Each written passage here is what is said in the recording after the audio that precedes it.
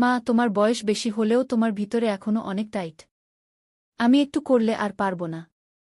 মা, তোমার ভিতরে এত গরম কেন? আমার এটা তো পুড়ে যাবে। তোমার ভিতরে কি পানি ছেড়ে দিব? আমার নাম সুনিতা এবং আমার বয়স ২৯ বছর। আমি একজন সাধারণ নারী, কিন্তু আমার ছোট্ট জগতে সুখে আছি। আজ আমি তোমাকে আমার এবং আমার ছেলের এমন একটি ঘটনা বলতে যাচ্ছি, যা আমার জন্য কখনো ভুলার নয়। কয়েক বছর আগে আমার স্বামী আমাকে ছেড়ে চলে গিয়েছিলেন। তিনি একটি ২২ বছর বয়সী মেয়ের সাথে পালিয়ে গিয়ে তার নতুন জীবন শুরু করেছিলেন। এটি শুনে হয়তো তুমি ভাববে, একজন ৩৯ বছর বয়সী পুরুষ কিভাবে তার স্ত্রীকে একটি নতুন মেয়ের জন্য ছেড়ে দিতে পারে। কিন্তু মনে হয় আজকের যুগই এমন যে মানুষ নিজের হৃদয়ের টানকেই সবকিছু মনে করে। যাই হোক, এখন আমি আমার গল্পে আসছি। এটি একটি সকালের কথা। আমি এবং আমার ছেলে, যাকে আমি এখন থেকে অজয় বলবো, আমরা মাঠে ভুট্টার ফসলের যত্ন নিচ্ছিলাম। দুপুর হতে না হতেই আকাশে ঘন কালো মেঘ জমে উঠল। কিছুক্ষণের মধ্যেই তীব্র বৃষ্টি শুরু হয়ে গেল এবং আমরা মাঠেই আটকে গেলাম। কাছে একটি পুরানো শেড ছিল, যা মাঠের সেচের জন্য তৈরি পাম্পের উপর নির্মিত ছিল। আমরা দুজনেই সেখানে আশ্রয় নিলাম এবং বৃষ্টি থামার অপেক্ষা করতে লাগলাম। ধীরে ধীরে দিন ঢলে পড়ছিল এবং চারপাশের এলাকা নির্জন হয়ে গিয়েছিল। সবাই নিজ নিজ বাড়িতে চলে গিয়েছিল। বৃষ্টি এখন হালকা হচ্ছিল, কিন্তু আমার কাপড় সম্পূর্ণ ভিজে গিয়েছিল। ঠান্ডায় আমার হাত পা কাঁপছিল। আমি আমার ভিজে কাপড় সামলানোর চেষ্টা করলাম। ঠিক সেই মুহূর্তে অজয়ের আচরণ কিছুটা অদ্ভুত হয়ে গেল। সে অস্থির লাগছিল। তার শ্বাস দ্রুত হয়ে গিয়েছিল এবং সে আমাকে অদ্ভুত দৃষ্টিতে দেখছিল। তার এই আচরণ দেখে আমিও কিছুটা ঘাবড়ে গেলাম। আমি বুঝতে পারছিলাম না যে হঠাৎ তার কি হয়েছে। আমি তাকে জিজ্ঞাসা করলাম, অজয়, কি হয়েছে? তুমি ঠিক তো? কিন্তু সে কোনো উত্তর দিল না। সে শুধু আমাকে এমনভাবে দেখতে লাগল, যেন কিছু বলতে চায় কিন্তু তার জিভে তালা লেগে গেছে। বৃষ্টি এখন ফোঁটায় ফোঁটায় পরিণত হয়েছিল, কিন্তু আমরা তখনও সেই শেডে ছিলাম। আমি ভাবলাম, সম্ভবত ঠান্ডার কারণে সে অস্বস্তি বোধ করছে। আমি তাকে আমার দিকে ডাকলাম এবং বললাম, সম্ভবত তোমার ঠান্ডা লাগছে। এখানে আমার কাছে এসে বসো। সে ধীরে ধীরে আমার কাছাকাছি এল। আমি তাকে জড়িয়ে ধরলাম যাতে সে কিছুটা উষ্ণতা পায়। আমিও ঠান্ডা অনুভব করছিলাম, কিন্তু সেই মুহূর্তের অদ্ভুত পরিস্থিতি আমাকে আরও অস্বস্তিতে ফেলেছিল। কিছুক্ষণ পরে বৃষ্টি প্রায় থেমে গিয়েছিল। আমি ভাবলাম, এখন বাড়ির দিকে যাওয়া উচিত। আমি আমার কাপড় সামলালাম এবং তাকে বললাম, চলো অজয়, এখন বাড়ি যাই। সে নিঃশব্দে উঠে দাঁড়াল এবং আমরা দুজনেই মাঠ থেকে বেরিয়ে পড়লাম। পথে আমি ভাবছিলাম, শেষ পর্যন্ত তার কি হয়েছিল?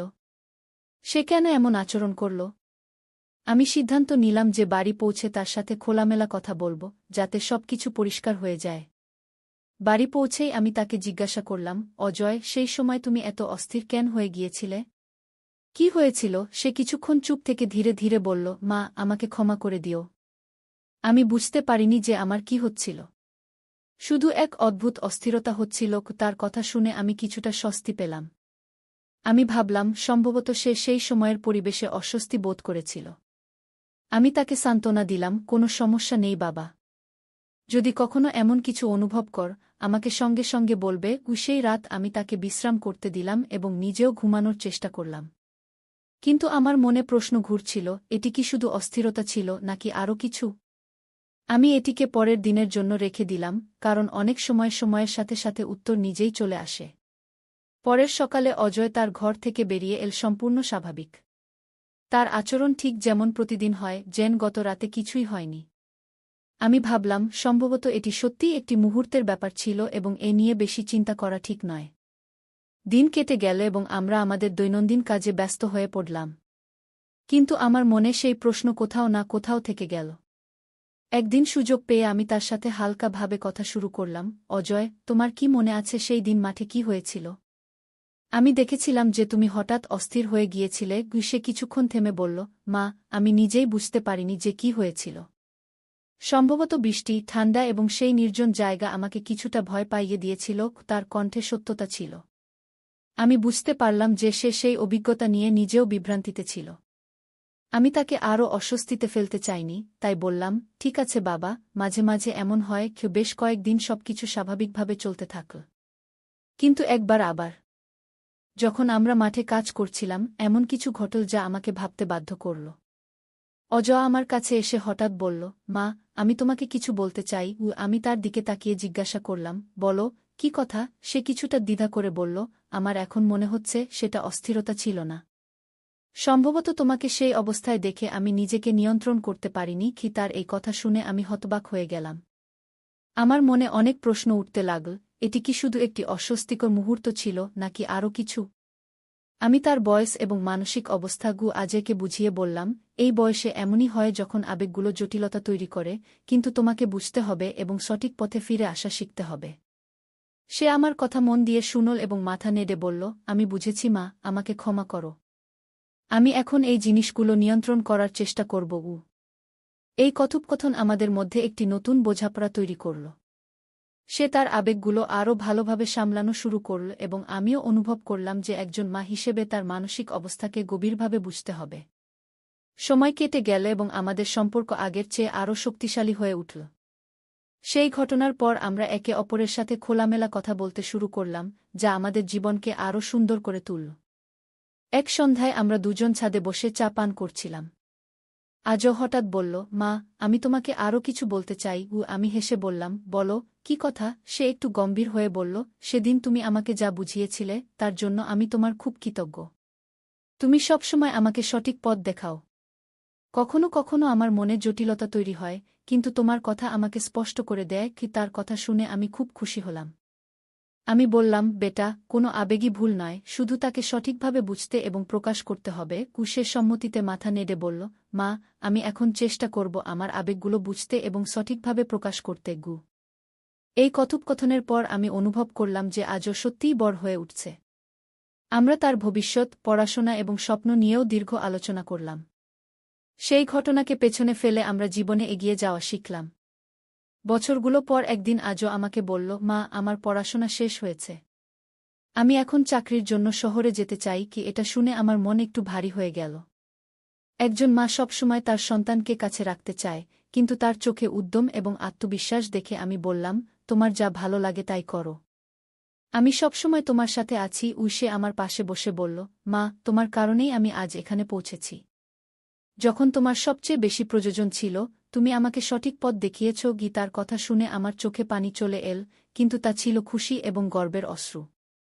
আমি তার পিঠে হাত বুলিয়ে দিয়ে বললাম, আমি সবসময় তোমার সাথে থাকব, তুমি যেখানেই যাও। তোমার খুশিই আমার খুশি। কিছুদিন পর সে চাকরির জন্য শহরে চলে গেল। তার যাওয়ার পর বাড়িতে একরকম নিস্তব্ধতা ছেয়ে গেল, কিন্তু আমি সান্ত্বনা পেলাম যে সে তার স্বপ্নকে বাস্তবে রূপ দিচ্ছে। সে প্রায় ফোনে কথা বলত এবং তার নতুন অভিজ্ঞতা আমার সাথে শেয়ার করত। আমি তাকে সবসময় সঠিক পরামর্শ দিতে চেষ্টা করতাম। আমাদের সম্পর্ক দূরত্বের কারণে একটু বদলে গেলেও আমাদের পারস্পরিক বোঝাপড়া এবং ভালোবাসায় কখনো কমতি আসেনি। কয়েক বছর পর একদিন আজও আমাকে ফোনে একটি বড় খবর দিল। সে বলল, মা, আমি একটি মেয়ের সাথে পরিচিত হয়েছি। আমার মনে হয় সে আমার জন্য সঠিক জীবনসঙ্গী। আমি তাকে তোমার সাথে পরিচয় করিয়ে দিতে চাই। কি এটা শুনে আমার খুশির সীমা রইল না।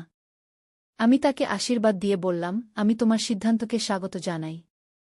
তাকে দেখতে আমি খুব উৎসাহিত। কিছুদিন পর সে তার ভাবী স্ত্রী, যাকে আমি এখানে নেহা বলব, নিয়ে বাড়ি এল। নেহার সাথে পরিচিত হয়ে আমার মনে হল আজও সত্যিই একজন বুদ্ধিমান এবং প্রিয় মেয়েকে বেছে নিয়েছে। সে তার জন্য একদম সঠিক পছন্দ ছিল। আমরা শীঘ্রই তাদের বিয়ের প্রস্তুতি শুরু করলাম। বিয়ের দিনটি আমার জন্য অত্যন্ত বিশেষ ছিল। আজকে বর হিসেবে দেখে আমার বুক গর্বে ভরে উঠল। সে এখন সম্পূর্ণরূপে বর এবং দায়িত্বশীল হয়ে উঠেছে। বিয়ের পর আজও এবং নেহা তাদের নতুন জীবন শুরু করল, কিন্তু তারা আমাকে কখনো একা বোধ করতে দেয়নি। আমরা সবাই মিলে একটি সুখী পরিবারের মতো থাকতে শুরু করলাম। আমাদের সম্পর্কের ভিত্তি, যা আমরা বছর আগে তৈরি করেছিলাম, এখন আরও শক্তিশালী হয়ে উঠেছে। এখন যখন আমি পিছনে ফিরে তাকাই, তখন মনে হয় জীবনে যতই সমস্যা আসুক, যদি ভালোবাসা, বোঝাপড়া এবং খোলামেলা আলোচনা থাকে, তবে প্রতিটি সমস্যার সমাধান সম্ভব। আমার এবং আজয়ের মধ্যে এই গল্প শুধু আমাদের যাত্রাই নয়, বরং এটি এও শেখায় যে সঠিক সময়ে সঠিকভাবে কথা বলা সম্পর্কগুলোকে কতটা শক্তিশালী এবং সুন্দর করে তুলতে পারে। আমাদের পরিবার এইভাবেই সুখ এবং সন্তোষের সাথে এগিয়ে চলেছে। তো বন্ধুরা, এটা ছিল আমার গল্প। বলো, কেমন লাগল? তোমার মতামত অবশ্যই শেয়ার করবে।